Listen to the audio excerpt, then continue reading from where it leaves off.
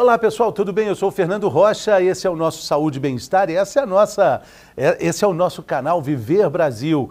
O programa está começando agora com muita informação útil sobre saúde e qualidade de vida.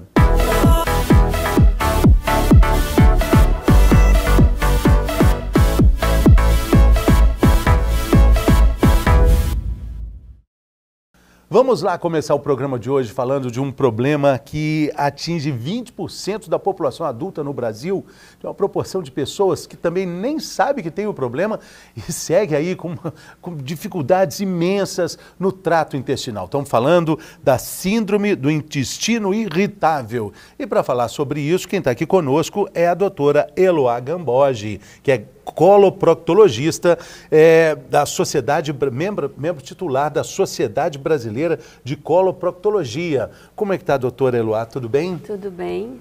Alegria te receber aqui. Muito obrigada. A gente já estava papeando aqui, a doutora morou em Lavras, é de Campo Belo, essa família Gamboge é fantástica. Os Gamboge lá de Varginha, de Boa Esperança, né, doutora? Sim. Famílias, pessoas maravilhosas, enfim. Mas sobre o assunto nosso hoje aqui, intestino irritável. 20% das pessoas sabem que tem, né? 20% dos brasileiros. Fico imaginando que deve ter muita gente que vai sofrendo com esses sintomas sem o diagnóstico ainda, né? Com certeza, com certeza. 20% diagnosticados. Diagnosticados, exato, né? Mas a gente estima que muito mais do que isso sofre com os sintomas e ainda não teve, né, o diagnóstico. E o pior, o acesso ao tratamento, né? Sim. Quais são esses sintomas? Como é que a gente pode ajudar as pessoas esclarecendo isso? Então, a síndrome do intestino irritável é um distúrbio funcional, né? Então, a gente tem uma alteração da motilidade intestinal e, além disso, também uma hipersensibilidade visceral. Então, a gente tem como principal fator ali a desmotilidade e hipersensibilidade visceral. Desmotilidade, a gente está falando de variação de um padrão intestinal? Isso, do tempo de trânsito intestinal, né? Então, o tempo ali que as fezes transcorrem o trato gastrointestinal, ele pode estar ou acelerado ou retardado. E isso traz sintomas, né? Isso tem repercussão na qualidade de vida. Eu tenho um grande amigo, talvez a doutora conheça, o professor Murilo Pereira, de modulação intestinal, é um craque no assunto, né? Ele fala que a gente pode fazer esse teste com o milho, com a beterraba, né? A gente come o milho, come a beterraba, uma salada com beterraba, e tem que reencontrá-la ali no vaso. Porque, claro, eu estou considerando que a gente olha o cocô diariamente, algo que faz parte da nossa saúde e qualidade de vida, né? Exato. Qual é o tempo entre a gente comer uma espiga de milho e ver que foi tudo bem feito, que já está tudo resolvido? Isso varia muito, inclusive de acordo com a idade, né? Mas o que é fisiológico, saudável, em até 24 horas você vai ver aquele resultado ali nas suas fezes, né? 24 horas. Então, se a gente come agora uma espiga de milho, hoje à tarde... Na evacuação de amanhã. Amanhã, na evacuação de amanhã. Não pode ser nem tão rápido, nem tão demorado, nem tão mais demorado do que 24 horas. Exato. Se isso acontece, já estamos falando de algum problema? Não Alerta. Necessariamente uma doença, né? Mas a gente está falando aí de alguma alteração. Claro que dentro desse período, né, a gente vai ter pessoas saudáveis que vão levar um pouco mais para ver esse resultado ali na evacuação e outras pessoas também saudáveis que vão ter esse tempo reduzido e, né, o resultado vai ser mais rápido. Não necessariamente estaremos diante de algum distúrbio. Mas estamos falando de um dos sinais do intestino irritável. Junto com isso, temos outras coisas também, sim, né? Sim, o componente principal é a dor abdominal, o desconforto abdominal, ele precisa estar presente. Ele é agudo? Como é que é essa dor? É aquela dor mais fina, parecendo uma lança, ou aquela dor mais portentosa, demorada? É uma dor que é persistente, ela não é diária, né, mas vira e mexe ela recorre e é uma dor que realmente incomoda, é uma cólica. E, em geral, ela é aliviada após a evacuação. Ela precede, ela antecede a evacuação? Sim. Tá. Ela antecede a evacuação e ela é aliviada com a evacuação. O padrão da constituição das fezes também é outro ponto de atenção para indicar o intestino irritável? Importantíssimo, porque a consistência das fezes tem uma relação direta com o tempo de trânsito intestinal, com essa motilidade intestinal. Então, quando ela está acelerada, você vai ver fezes mal formadas, né, liquefeitas ali, e quando o tempo de trânsito intestinal é prolongado, quando a motilidade está alterada para mais, as fezes vão ficar mais consistentes, ressecadas, mais calibrosas. Pode existir o intestino irritável com fezes menos constituídas e também mais duras? Das duas formas é problema? É problema, A gente tem na síndrome do intestino irritável a manifestação de constipação, que é o que mais predomina, mais prevalente, e a gente também tem a manifestação com diarreia. Inclusive pacientes que alternam entre as duas. Então, uma hora o paciente está em crise, mas o que predomina é a constipação, e daí a pouco ele apresenta então uma diarreia, né? Inclusive isso às vezes é sinal de alarme para a gente, mas é claro que o especialista vai avaliar todo o contexto, e não é só isso, né, que nos acende ali uma luz. Então, é muito importante falar sobre isso, porque não é normal essa variação entre diarreia e o intestino preso, né? Sim, claro que é algo recorrente, né, Fernando? Então, assim, não é eu comi alguma coisa que não me fez bem e aí tive uma diarreia, e o que predomina, né, no meu hábito intestinal é a constipação. Então, assim, não são situações isoladas, é algo que recorre realmente. Sim, né? Então, ali, pelo menos durante 3 meses, o paciente teve aquilo todos os meses. Todos os meses, né? E aquela bactéria, a H. pylori, ela tem alguma relação com o intestino irritável? A H. pylori, né, é uma bactéria que está ali no estômago, né? E ela traz também alguns sintomas, né, que a gente chama comumente como dispepsia, mas não necessariamente ela está relacionada com a síndrome do intestino irritável. A dispepsia é algo de azia? Exato, relacionada ali com as gastrites, isso. A síndrome do intestino irritável não é uma síndrome que está exclusiva ali no intestino grosso, tá? Ela pode acometer, né, todo o trato gastrointestinal, então a gente tem essa desmotilidade, inclusive no esvaziamento gástrico, né, um esvaziamento mais lento ou mais acelerado, e assim também um trânsito mais rápido pelo intestino delgado e pelo intestino grosso também. E agora tem, assim, uma movimentação de uns tempos para cá, doutora, muito grande do valor do aparelho digestório, digestivo, para todo o funcionamento do corpo, até com a saúde mental, com tudo, né? Assim como o sono também está sendo muito valorizado. Isso faz com que doenças e problemas que as pessoas levavam por anos e anos, como se fosse normal, sejam agora investigados, né? Sim, eu gosto muito de falar com os pacientes que não tem como a gente cortar o pescoço e falar essa é Eloá e esse é o corpo da Eloá. Eu sou uma só. Então, com certeza, a minha saúde mental ela vai interferir em todo o meu sistema orgânico, né? E essa relação direta, né, com o intestino, ela é clara para a gente ali na prática clínica, né? Então, inclusive a síndrome do intestino irritável, ela tem uma relação direta com o emocional, a ponto da gente, inclusive, ter que usar psicotrópicos, né, medicações antidepressivas, ansiolíticos, às vezes, como alvo do tratamento da síndrome. Então, isso para a gente, na prática clínica, é clara, a relação. E a relação com a alimentação também, aí não precisa nem falar, né? Sem dúvida. Mas a gente tem se alimentado de uma forma cada vez menos consciente, a gente se alimenta hoje de uma forma pior do que se alimentava há 3, 4, 5 anos. Estou dizendo, a gente como sociedade, né, como oferta de produtos, né?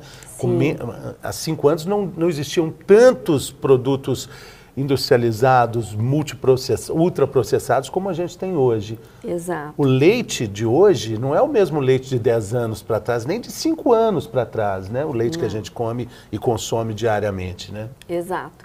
Inclusive, né, hoje é muito frequente os bebês serem diagnosticados com alergia à proteína do leite de vaca. Isso está cada vez mais frequente, né? Então, é exatamente por isso, por essa qualidade, né, dos alimentos. Então, essa qualidade, ela vem desde ali os animais, né? Com a ração que eles são tratados, com o cultivo. Sim, ali, como eles são medicados, né? Eles também usam analgésicos, antibióticos, né? Que também acabam indo para o leite, né? Mas aí a gente vai consumir tudo isso. E não é de uma hora para outra que a gente vai ter o intestino irritável, né? É uma construção, né? Isso. A síndrome do intestino irritável, ela é uma alteração, né, funcional que está relacionado com vários fatores. A gente já mencionou o emocional, alguns alimentos, né, são fermentadores e como existe uma hipersensibilidade visceral, vai existir uma distensão com essa fermentação, produção de gases, né, e um desconforto muito grande.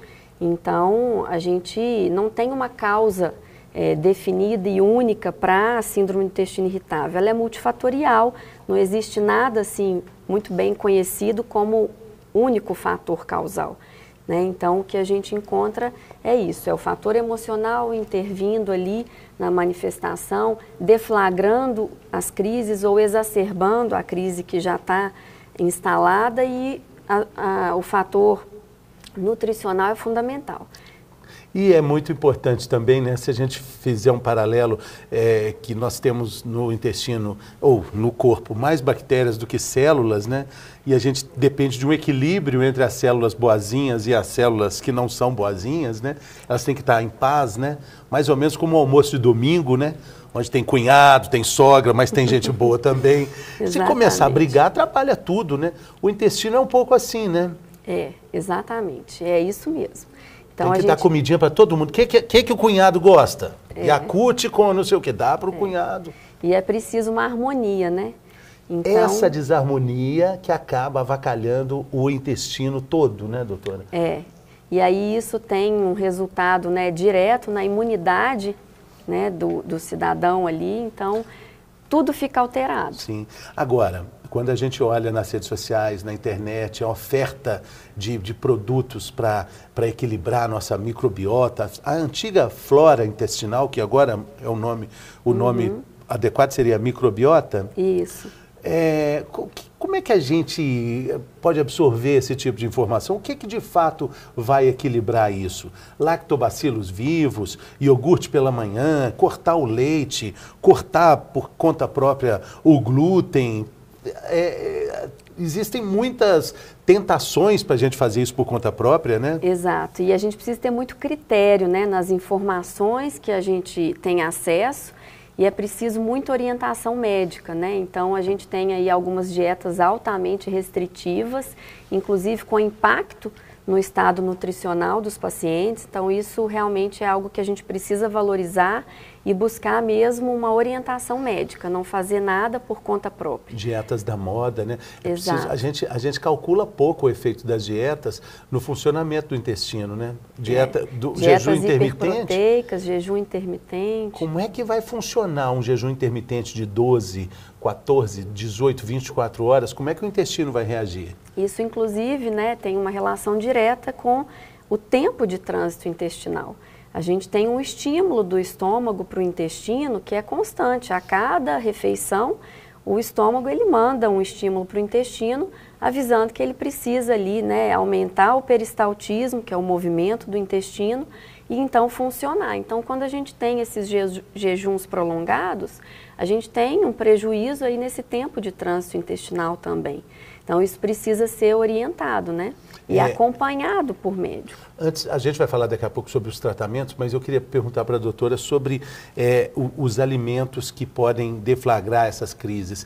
Cada um tem uma lista, para alguns é diferente, ou existem já alimentos que sabidamente vão ser deletérios para o tratamento do intestino irritável? Nós temos uma lista, sim, são os food maps, são os alimentos fermentadores, né? São os oligosacarídeos, monossacarídeos, disacarídeos, polióis, então são as leguminosas, inclusive os adoçantes, né?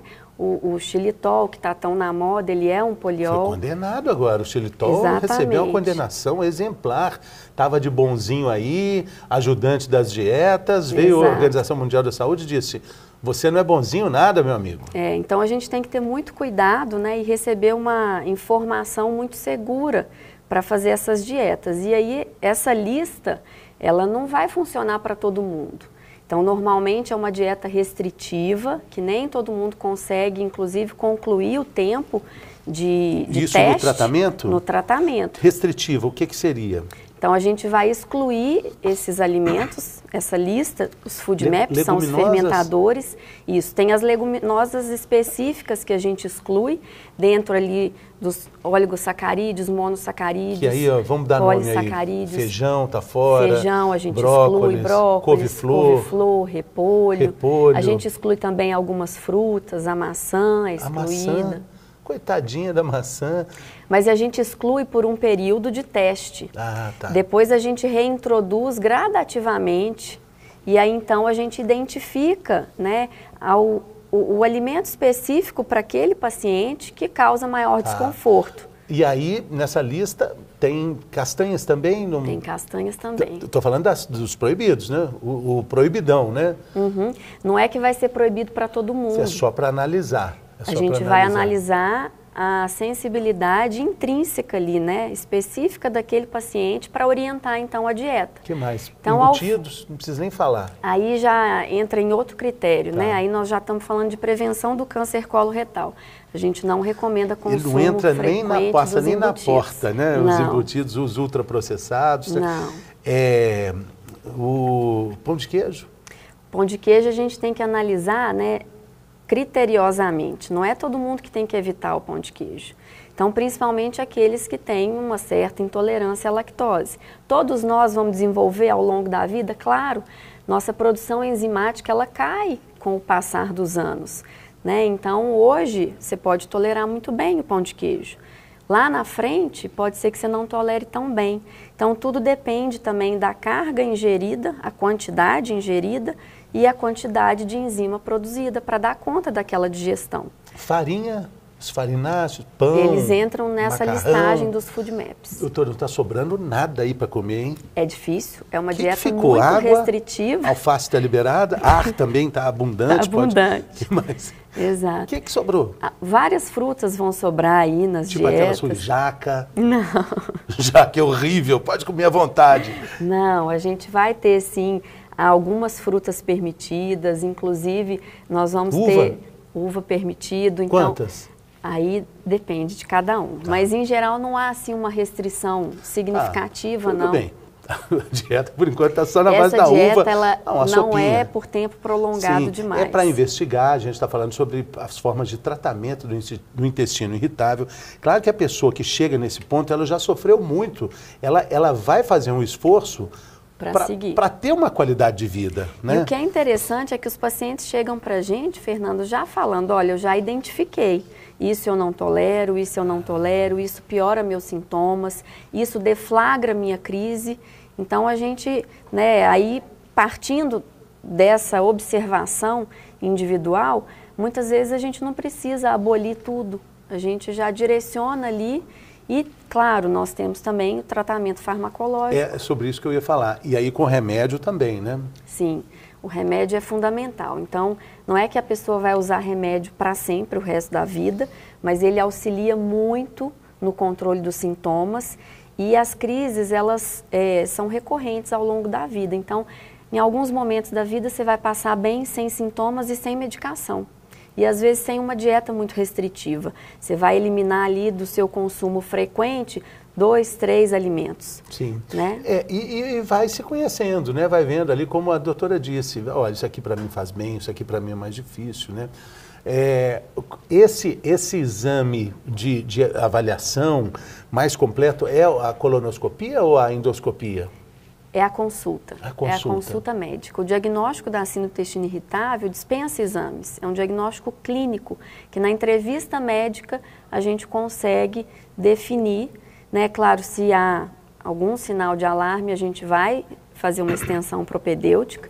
A colonoscopia é um exame importante, mas o diagnóstico é clínico, é na entrevista médica ali, no acompanhamento do paciente, né, no acompanhamento desses sintomas. Às vezes não é numa única consulta que a gente faz o diagnóstico. Mas eu acho que a gente aqui nessa conversa, de forma até muito despretensiosa, mas também com muita informação, a gente elencou alguns sinais de alerta que são muito importantes. O primeiro deles é a variação entre intestino preso e diarreia. Sim. Né, que não é normal. Não é normal. Já é algo para ficar preocupado.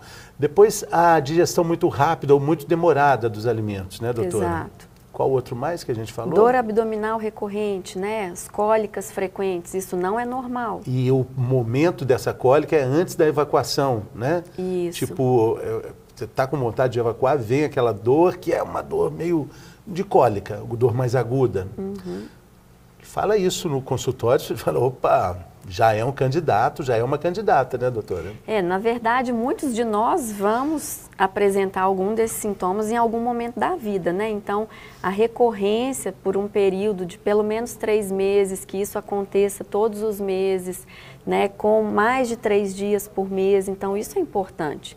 Por isso que é fundamental uma entrevista médica, né, para a gente poder definir ali, sinal de alarme, precisamos fazer extensão propedêutica, novos exames, ou já podemos definir como síndrome do intestino irritável e tratar. E no tratamento farmacológico também, não são todos os pacientes que respondem da mesma maneira às medicações disponíveis.